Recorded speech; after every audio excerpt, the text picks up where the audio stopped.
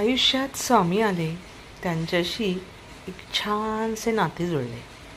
सेवेची संगत लाभली आणि सेवेमुळे मनातली भीती कमी झाली. जीवनाचे सार्थक झाले. कितीतरी चांगले सेवेकरीसुद्धा मिळाले.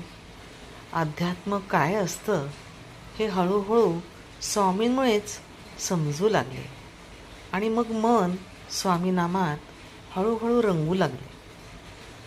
मग काय सांगायचं.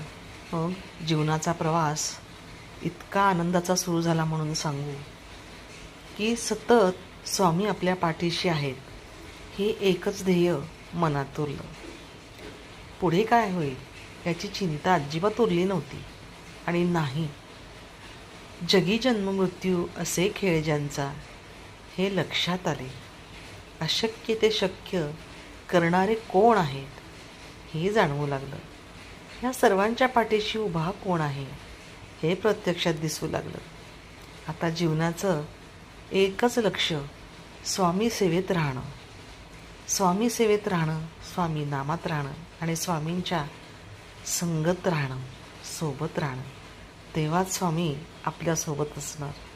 एकदा पकडलेला भक्ताचा हात स्वामी कधीच सोडत नाही. श्री स्वामी समर्थ.